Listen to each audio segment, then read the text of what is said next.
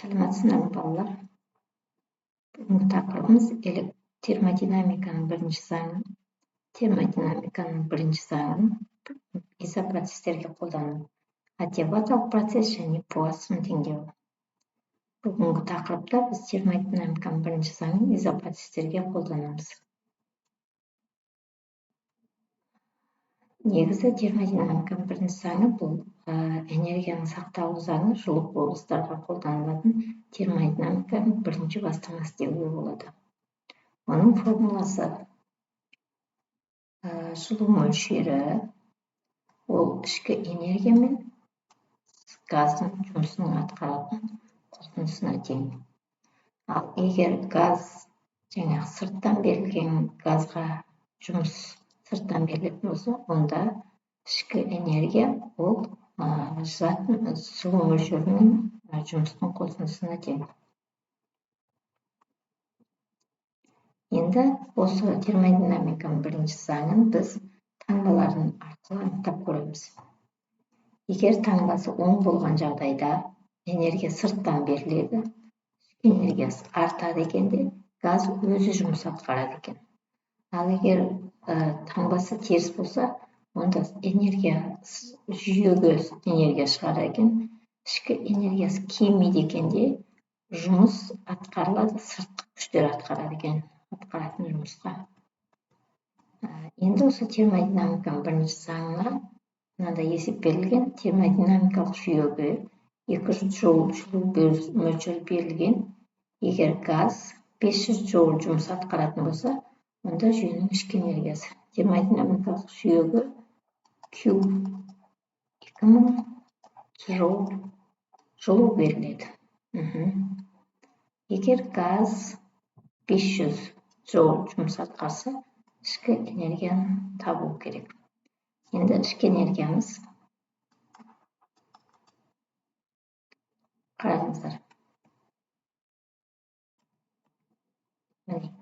Энергия сырттан берілсе, оның ішкі энергиясы артады екен, газдың өзі жұмыс атқарады екен, онда біздің жаңағы таңбамыз қандай болады екен? Оң болады екен.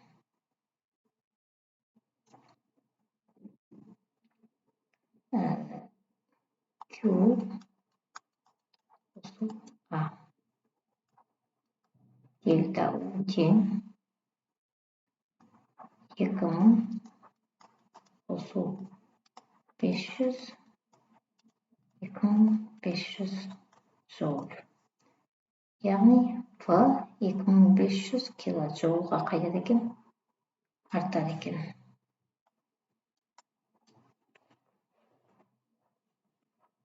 Енді термодинамиканың бірінші заңын изопроцестерге қолданамыз. Изотермиялық процесс, изохоралық, изобарлық. Біз алдыңғы тақырыпта өткенбіз. Изотермиялық процесте температура тұрақты деп. Ал изохоралық процесте көлем тұрақты дедік. Изобарлық процесте қысым тұрақты дедік. Енді температура балалар, ол ішкі энергия тікелей тәуелді. Яғни температура тұрақты болса, онда изопроцестің формуласы бойынша U 0-ге тең болады ішкі энергия, яғни жылу мөлшері А-ға тең болып қалады екен. Ал изопроцесс, изохоралық процесте ол кезде көлем тұрақты болса, онда жұмыс 0-ге тең болады.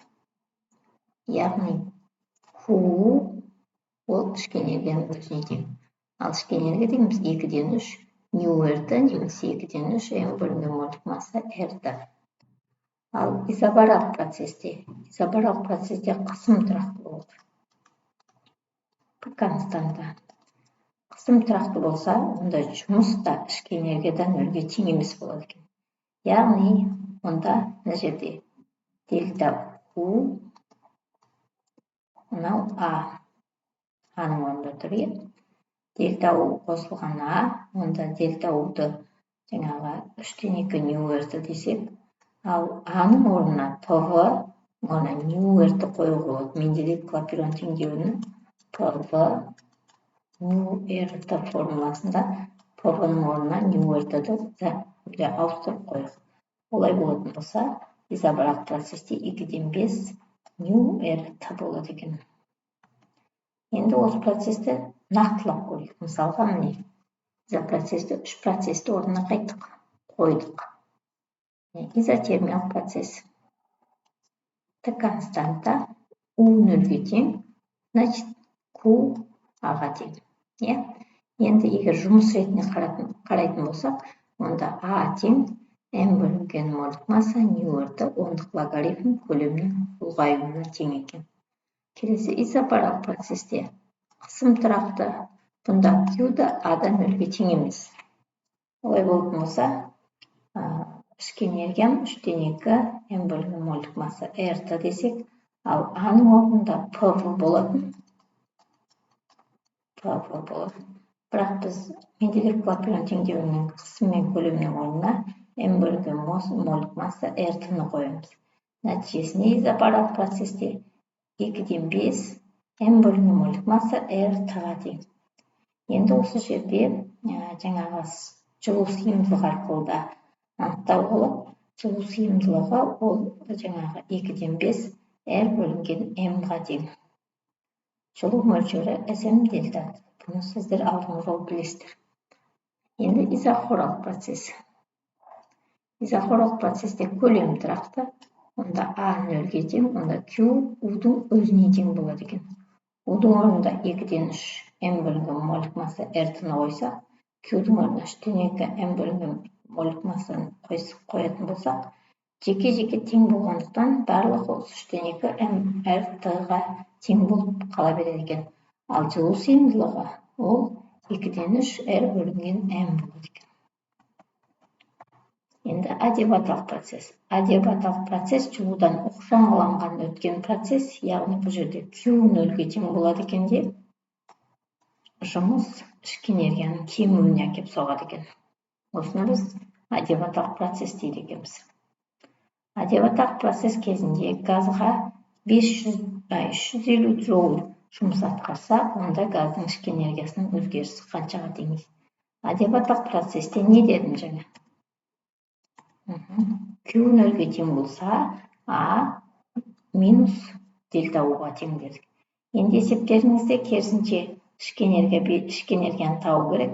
А 350-ге тең болса, адиабаталық процесс Q 0-ге тең, А тең 350 джоульға тең болса, ішкі энергиямыз қаншаға тең дейді.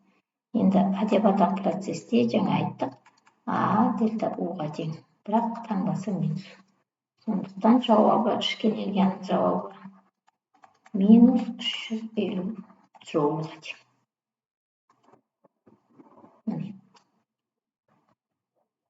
Келесі, Пуассон теңдеуі. Адиабаталық процесс үшін Пуассон теңдеуі орындалады екен болды. Ол жаңағы жылу Q 0-ге тең болған кездегі қысым мен көлемнің көбейтіндісі, гамма дәрежесі және екінші қысымның мен газдың өзгерген түріндегі қысым мен көлемнің көбейтіндісі, ол жаңағы гамманың несіне тең, дәрежесіне тең. Олай болатын болса, осыдан ПВ гамма дәрежелі тоже тұрақты болады екен. Бұндағы гамма бізде ол жылу сыйымдылықтарының қатынасына тең.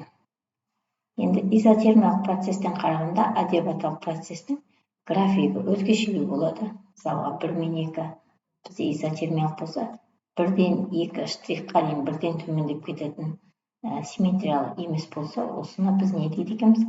Адиабаталық процесс дейді екенбіз. Енді бізде мәңгі қозғалыс жасаудың мүмкін еместігін ғалымдар дәлелдеген болатын.